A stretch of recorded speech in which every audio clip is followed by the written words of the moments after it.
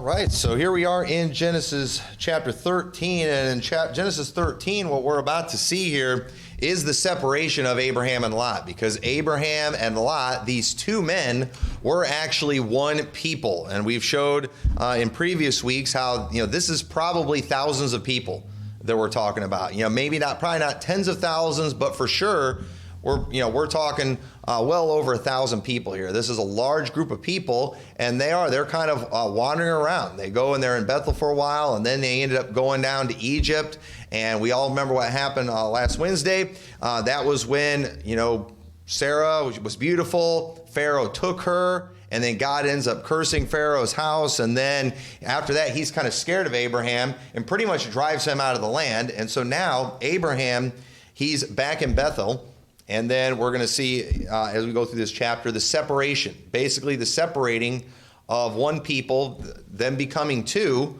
And Abraham, of course, his people ended up becoming Israel. Lot's people end up becoming the Ammonites and the Moabites, and they would eventually be enemies with each other. And then we're going to see later as we get into Genesis, really, why why his group became wicked. And so we'll talk a little bit about that tonight. But let's go ahead and start reading in verse 1. It says, "And Abram went up out of Egypt, and his wife, and all that he had, and Lot with him, into the south. And Abram was very rich in cattle, and silver, and in gold. And he went on his journeys from the south even to Bethel, unto the place where his tent had been at the beginning, between Bethel and Hai, unto the place of the altar, which he had made there at the first. And there Abram called on the name of the Lord." And remember, we saw before where Abram did that, how he went and he called on the name of the Lord, just like the sons of Seth did in the days of Enos. Then men began to call upon the Lord. And we've been showing how God's been looking for a people. God has always been looking for a people to serve him. The eyes of the Lord are going to and fro throughout the earth, looking for that man whose heart is perfect towards him. God's looking for people who just want to serve him, who want to have a relationship with him. God's looking for that. And it's a good thing, and it's something important that, we have very easy access to God today because of what Jesus Christ did on the cross. And I think we take it for granted. But understand, back during this day especially, this kind of thing was extremely rare. And Abraham, he's pretty much about it. And we see Abram everywhere he'd go, he would build an altar, he'd call on the Lord. And so now he's back in this place where he's met with God before, where he had built an altar to the Lord. And it's a place that's called Bethel. Okay, now this is just kind of an interesting thing about Bethel. Bethel means house of God. And so here's a question, all right? And I'm going to bring up some things that I don't really know the answers to, some things specifically that I'm looking for answers to right now. I'm hoping this year to maybe get some answers to, but at the same time, I might find out that there's no way of knowing. And that is, here's what I want to know. What is it about certain places that makes them so special to God? Because it does seem like certain locations are very special. For example, Jerusalem. Okay, there's no doubt Jerusalem was a very special place to God. That is the city where God chose to put his name. It's in Mount Zion, which is also a very special place. That's in Jerusalem, where God wanted his temple to be built. It was the place where Abraham sacrificed Isaac, or was going to sacrifice Isaac. It's the place where Jesus is going to rule and reign from during his millennial kingdom. And it's the place where Melchizedek, who I believe was Jesus, dwelt even before Abraham. So you can say, well, it's great because of the history and all the things that happened there. But the thing is, before anything really happened there, Melchizedek was there. So what is it about that place? I really don't know for sure. What is it about Bethel? It's known, which means house of God. Because how did it get that name? House of God. What made this place special?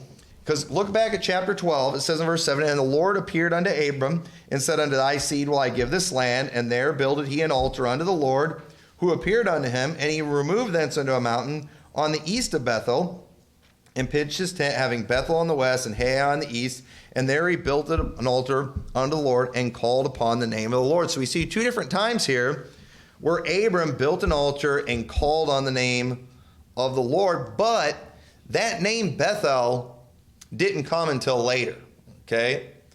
Actually, when this happened here, Genesis calls it Bethel, but we're going to see later in Genesis, it didn't get that name until later. It was actually called Luz during this time. Turn over to Genesis chapter 28 and verse 16. So you might not think this is that interesting. I actually think this is interesting. This is something that I'm really interested in, specifically this year for good reasons. But it says in verse 16, and Jacob awaked out of his sleep, and he said, surely the Lord is in this place, and I knew it not. And he was afraid and said, how dreadful is this place, that this is none other but the house of God, and this is the gate of heaven. And Jacob rose up early in the morning and took the stone, and he had put for his pillows and set it up for a pillar and poured oil upon the top of it. And he called the name of that place Bethel, but the name of that city was called Luz at the first. So he's like, well, why doesn't it call it Bethel when Abram was there? Because again, this is showing Israel their history of where Abram sojourned, and they all knew where Bethel was. That was a place they were familiar with, and so, but that name did not come until later, because this is where Jacob, the story of Jacob's ladder, where he sees that. So here's the question, all right, Jacob sees this ladder, there's angels ascending and descending. Is there literally a gateway to heaven in Bethel? I don't know.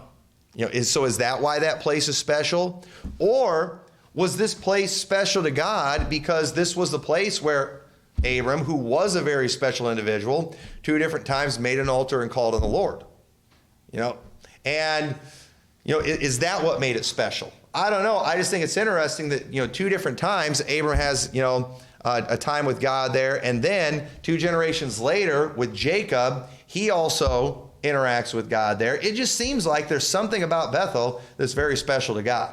And I honestly don't know for sure what it is, but you better believe I'm curious and I'm paying attention. And I think, and it's okay to have questions like that and not really know the answer to them.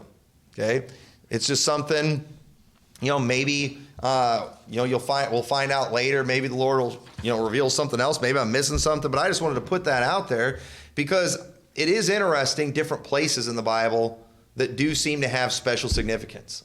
But what is special about those places, I don't always know for sure. Is it what took place there? But sometimes it seems like the place was already special. So I really don't know that, but I think it's interesting, something we ought to think about. But anyway, I personally believe the place was special, though, because of what happened there with Abraham. And so it was there with Abraham that God told him, I'm going to make of thee a great nation. I'm going to multiply your seed. And God didn't keep that promise through Ishmael. He kept it through Isaac. And then with Isaac's, he didn't keep that promise through Esau. He kept it through Jacob, who he named Israel. And that is what his people ended up being called after that time. So there definitely was something special about that place, and it was very special in Israel's history. So look at verse 5 of chapter 13. It says, and Lot also, which went with Abram, had flocks and herds and tents. And the land was not able to bear them, that they might dwell together, for their substance was great, so they could not dwell together.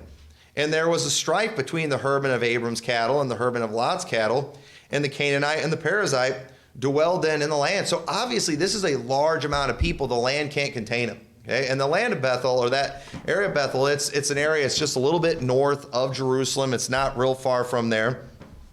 But, this land, it's a decent sized land. It's going to, this is more than just Abram, Lot, and Sarah.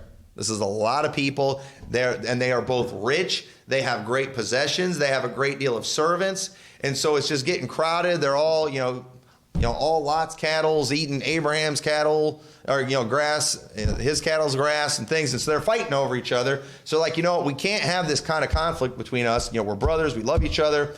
We're going to have to separate. And so it says in verse 8, and Abram said unto Lot, let there be no strife, I pray thee, between me and thee, and between my herdmen and thy herdmen, for we are brethren. Is not the whole land before thee? Separate thyself, I pray thee, from me. If thou wilt take the left hand, then I will go to the right. Or if thou depart to the right hand, then I will go to the left.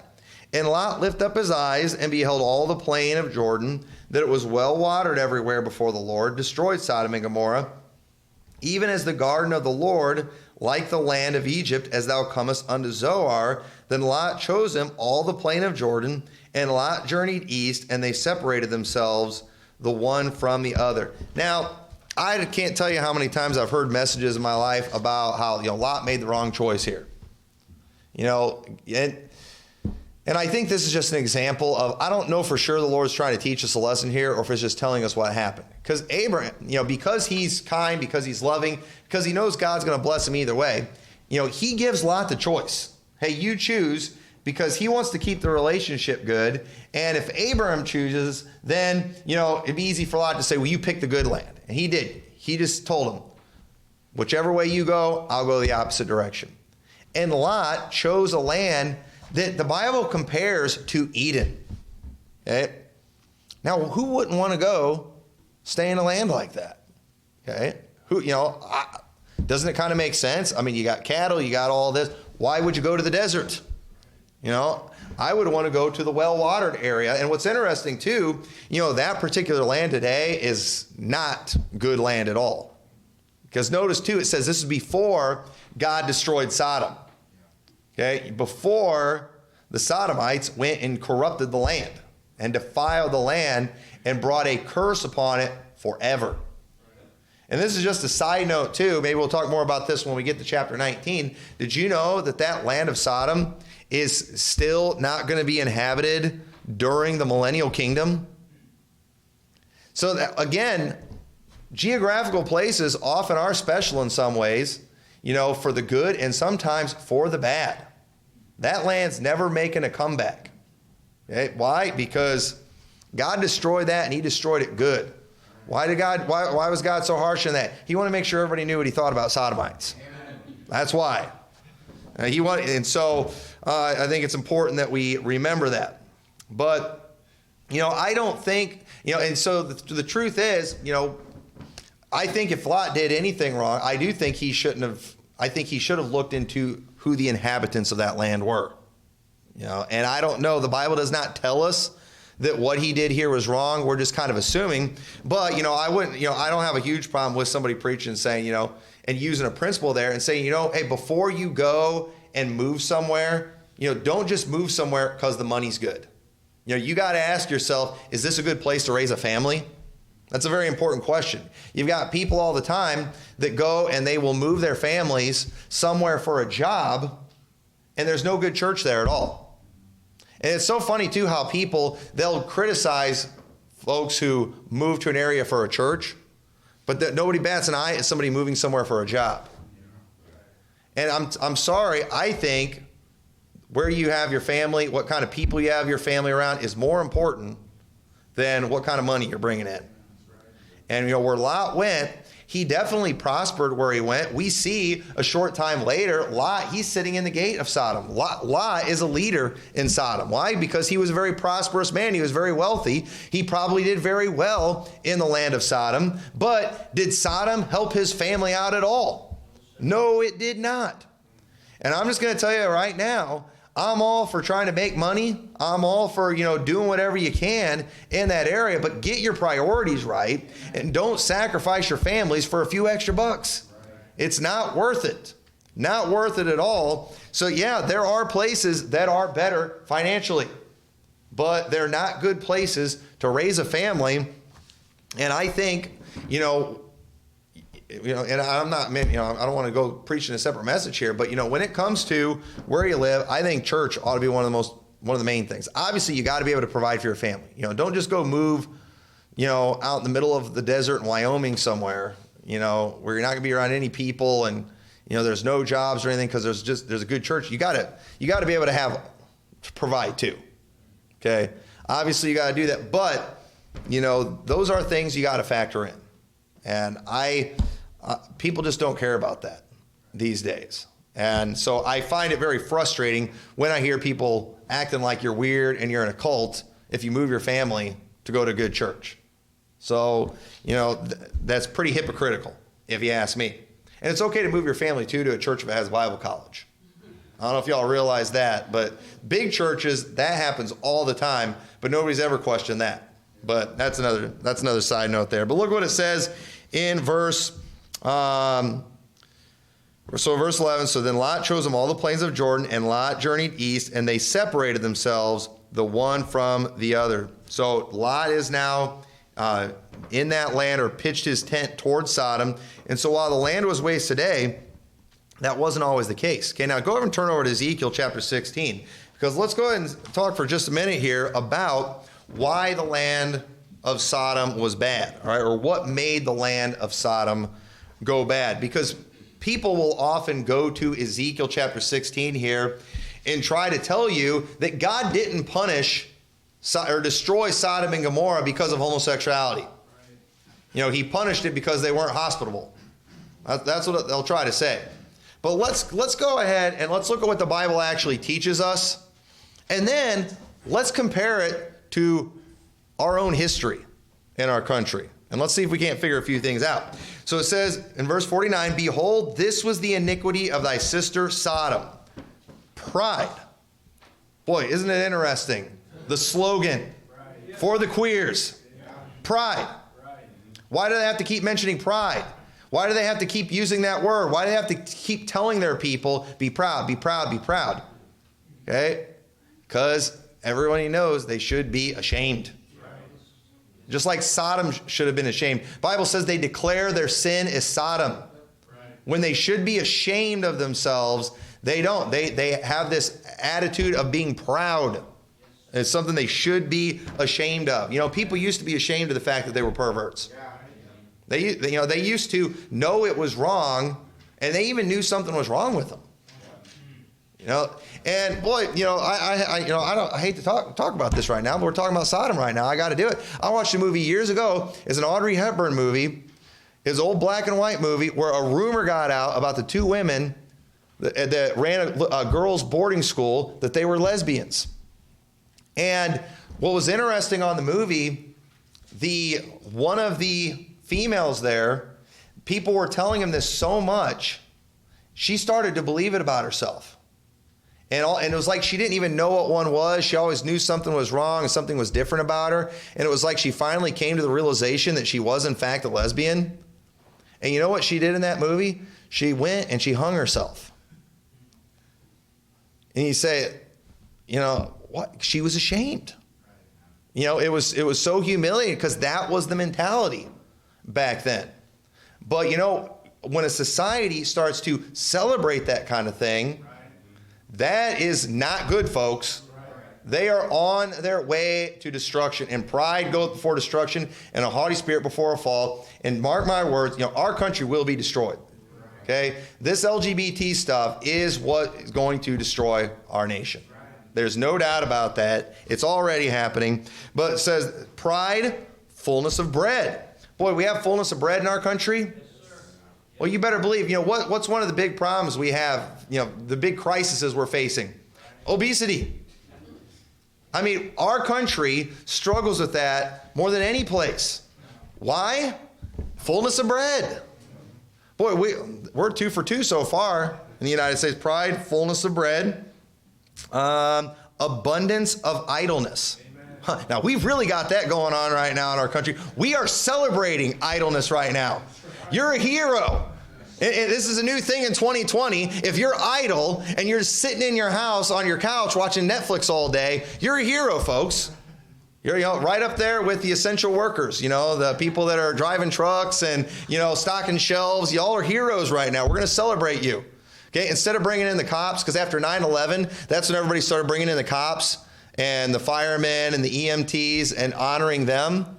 So now in 2020, now with the new crisis, we're going to start bringing in the truck drivers and the essential workers and all these people, and we're going to start celebrating them. And you know what, while we're at that, let's include the video gamers too that won't leave their house, because they're heroes too right now. Like, you know what, let's be the first ones to do it. You know, the trendies beat us to doing all the other stuff. Next week, we're going to call it Couch Potato Sunday, and we're going to go and we are going to honor all the couch potatoes that just sit around, watch TV, play video games. They're heroes. Okay? No, we're not going to do that. But just wait. Just wait. As soon as Paul Chappell has a big service where he has all the truck drivers come up and they're honoring them and all these other essential type workers, all the other Baptist churches will be doing it too. You know, we need to start something. You know, why can't we be the trendies and the trendsetters? No, it's just stupid. I'm not wasting my time with that.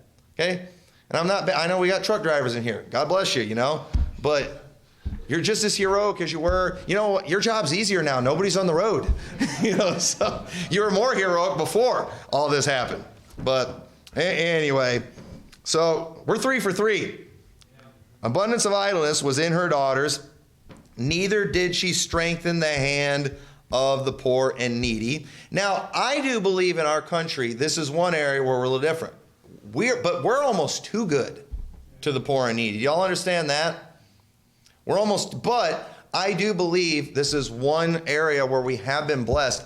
It's hard to find hungry people in most places. There are places, but most of the places too where you find the hungry people, it's because the stinking parents are, you know, selling the link cards and things like that, and, you know, keeping these things from the kids. There are people that slip through the cracks, you know, kids that just, you know, the system misses them.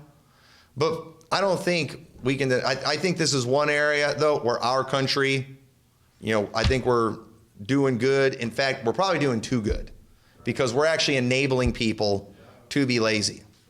And so I don't know for sure that I can give us an A on this one, because we help to the point where we hurt people. So, but I won't give us a mark on that one. I'm going to give us that one. We've got that going, so we're better than Sodom and Gomorrah, at least in something. It says, verse 50, and we're haughty. Okay? Now, we've definitely got that going on. And it says, and committed abomination before me. Therefore, I took them away as I saw good. So right there is your perversion and things. And people will say, you know, the first thing God mentioned was pride. The last thing he mentioned was abomination. It's a progression, folks. These things don't happen overnight. You don't just turn into a filthy animal overnight. Okay, it takes time to get that perverted, and that's exactly what happened in Sodom. Sodom didn't get that way overnight. It's something that happened. It was a progression. And so what we're seeing here in Ezekiel is it's showing us that progression. It's showing us exactly what happened. So understand, you know, when people bring that up, they're just wanting to avoid talking about abominations part. But that's where it ends. Because you know what? God didn't destroy Sodom when they were just proud. God didn't destroy Sodom when they were just had the abundance of idleness. You know what? It was when they were committing abominations. God decided to destroy the city the night that the whole town is trying to rape the two men, the two angels that had come into the town to warn Lot. That's when God destroyed them. So just keep that in mind. When you have the proud, when you're proud, when you're haughty, when you're idle, all those things, you can come back from that kind of thing. But once you've been given over to that reprobate mind and you're burning in your lust towards the same sex, then you're long gone at that point. Okay, now you're there. Okay, you're a reprobate at that point.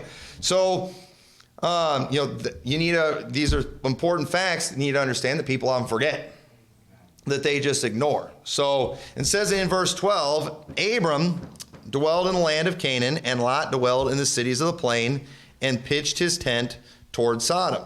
So this is where, right here is when they basically became two nations, or when that one group split. So verse 13, Genesis 13, verse 13, 13 words in Genesis 13. I'm not a numerology guy, but folks, in the numerology world, 13 is the number of rebellion.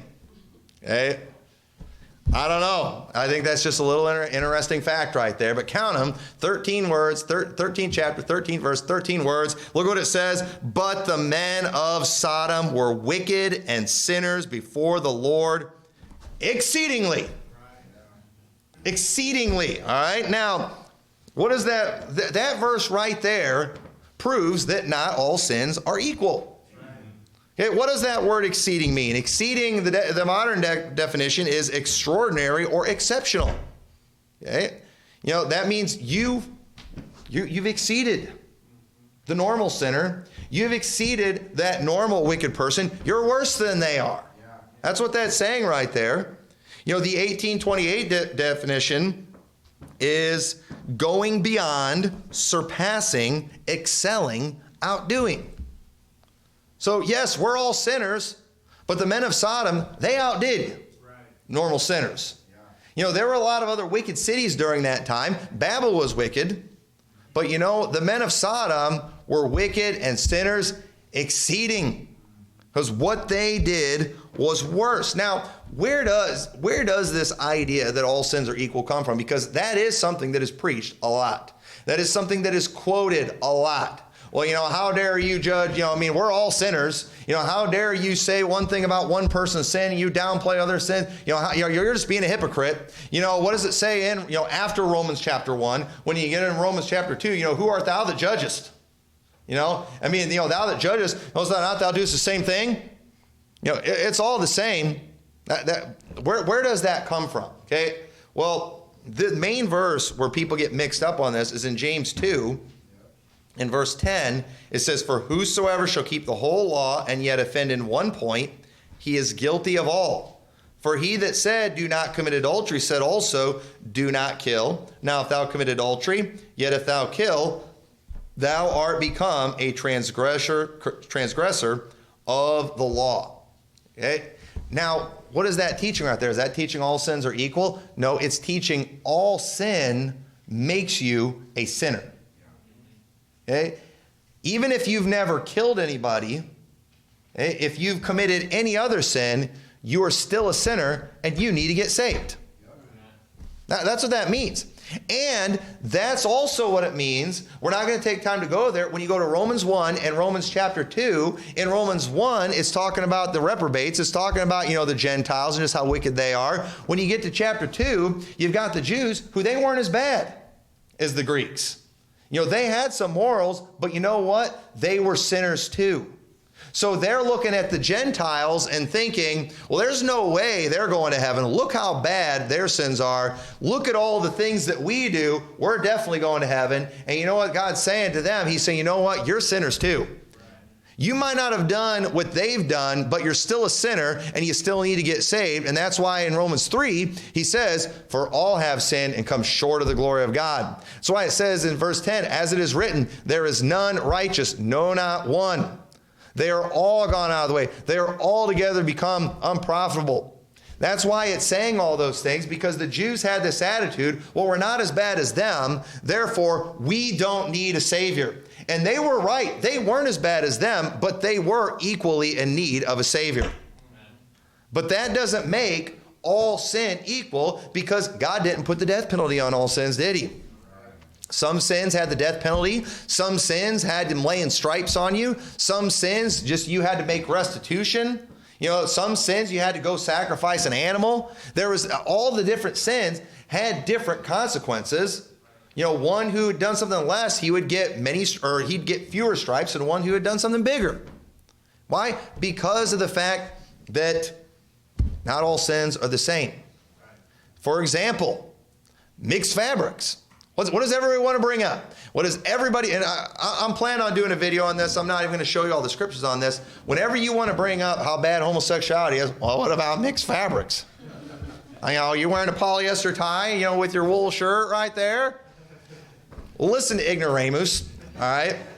First off, the Bible never says you can't wear different fabrics at one time. For example, John the Baptist wore camel's hair and a leather girdle. But they were not supposed to wear woolen and fiber that were woven together, is what they weren't supposed to do. Why is that? That's the same where the Bible mentions that's the same place where it says not to plow with an ox or an ass together, which isn't that just common sense? Where it says not to mingle your seed when you sow it, doesn't that just kind of make sense too? Not to be mixing the seeds when you're going to go plant. You know, go talk to a farmer and ask if that's a good idea. Go ask the farmers where they have the cornfield and, you know, they have the corn in one section and they have the beans in another section. Why they don't just mix it? Go ask them why they don't do that. Are they doing that to follow the law? All right. Are they doing it because, you know, they're creating division and they're racist towards seeds and don't believe in integration? You What's going on here? It's just called common sense.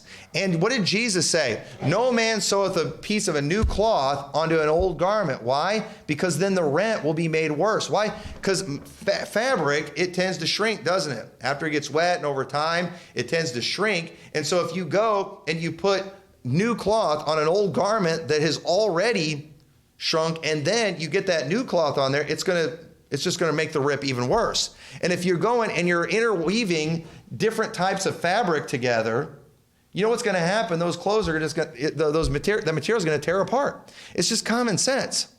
Okay? It's just laws that God's given. Hey, you need to do things in a practical way. He wanted them to do things in a decent way. But does anybody know what the penalty was for the mixed fabrics? The Bible doesn't say. It didn't even list one. Why? Because it probably didn't happen. I don't even know if I've never seen anybody try to plow with an ox or an ass together. I doubt anybody tries that. I've never seen a farmer try to mix seeds together. And it just wouldn't be practical to to weave different types of fabrics together. I don't know if anybody's doing that. It's possible. Maybe some of you ladies know a little more about that than I do. These are just common sense things. And so if there was a problem, some guy just wanted to be rebellious, the judges would have dealt with it. And how they would have dealt with it, I don't know. We don't see any examples in the Bible, but I tell you what, we do see examples of people who violated the laws, nature's laws when it came to sodomy. We know what God thinks about that. I don't see in Jude where God's talking about the cities that he punished because of the mixed fabrics. I don't see that. But I do see Sodom and Gomorrah constantly being mentioned in the New Testament as an example to all of us. So it's amazing how desperate people are to just justify perversion. So desperate. And the thing is, it's one thing when you hear that from the atheists and the queers, but it's another thing when I hear it from Christian people bringing that up. You're gonna use that as an excuse. Why do you want to justify that so bad? It's disgusting how badly people want to fit in with the world. But you know what? You don't want to fit in with those people. They'll destroy your family just like they did with Lot's.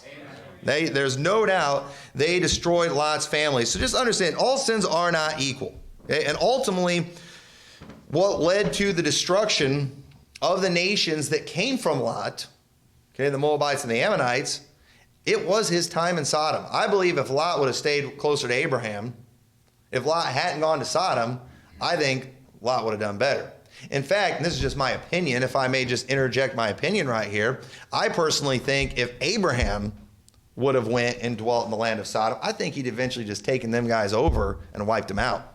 Because we're going to see later, they did end up getting captured by another king, and Abraham had to come and fight for them. You know why?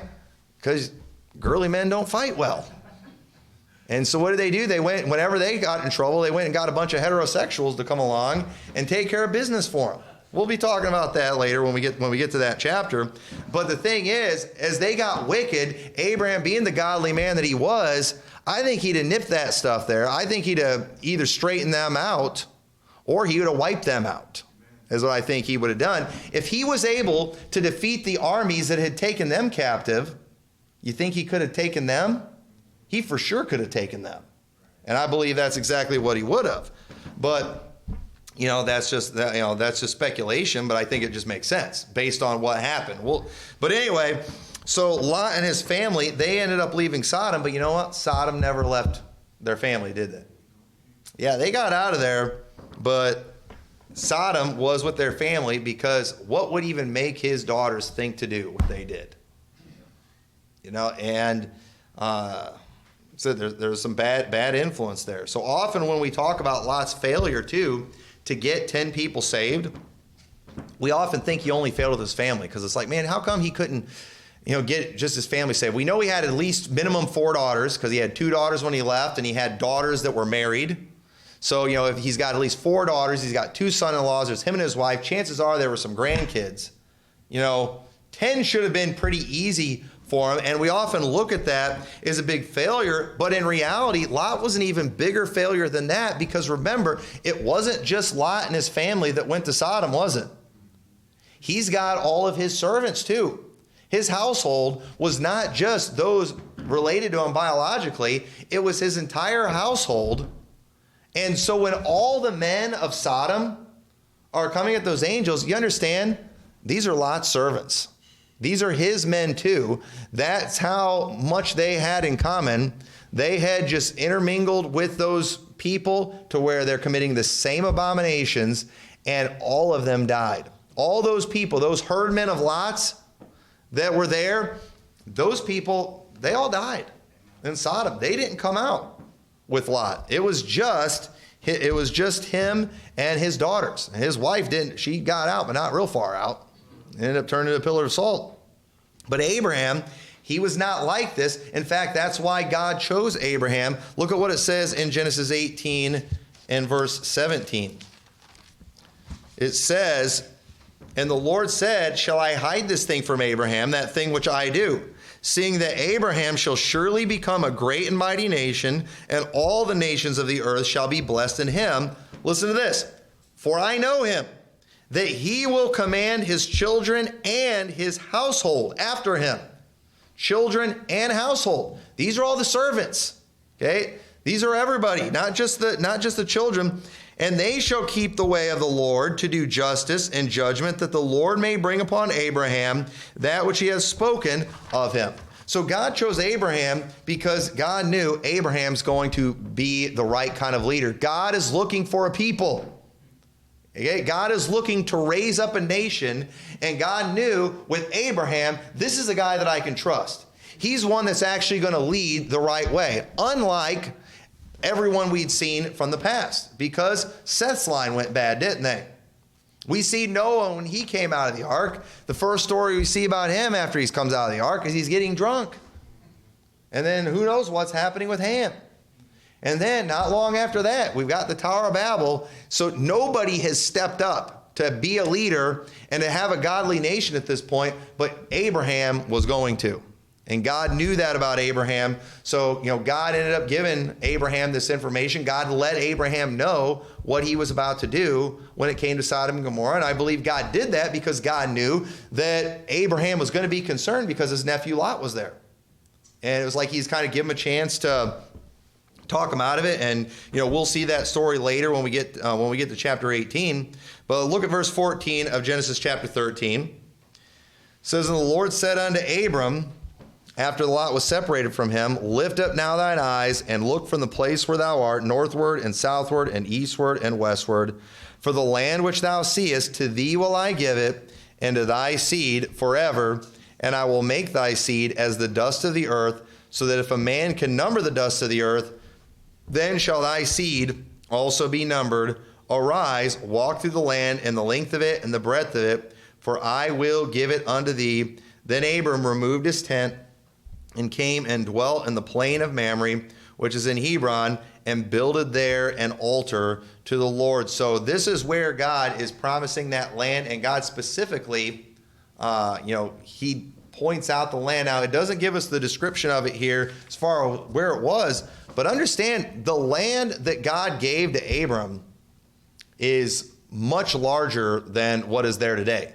It was, from the Euphrates to the Red Sea, I believe it was. I'll have to, when we get to that chapter, I might get some maps up there and show you. I don't want to mess that up. But when you see the amount of land that God promised to Abraham, I find it rather interesting because it's a very large amount of land that covers a lot of Syria. I think even goes into Iraq and places like that.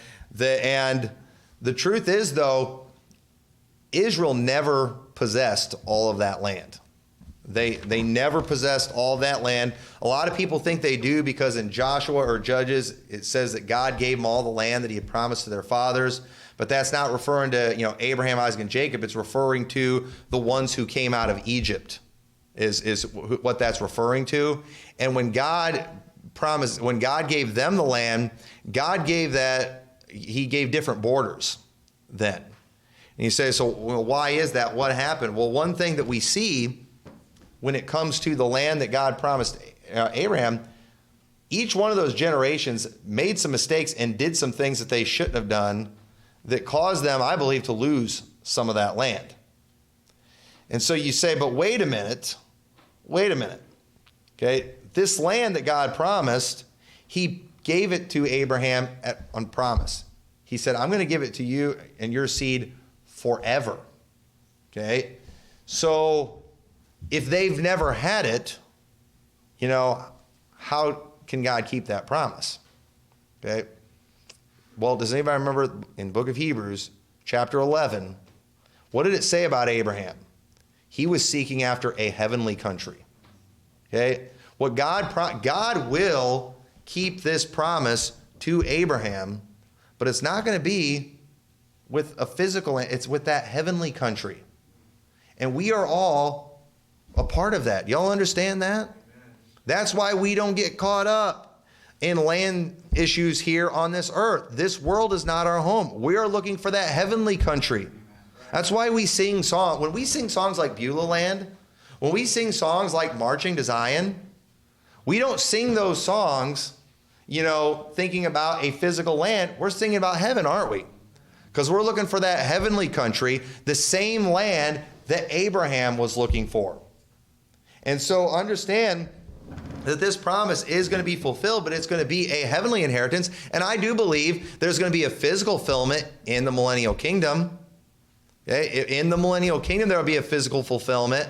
But you say, but Abraham and all of them are dead. Exactly. That's why there's going to be a resurrection of the dead.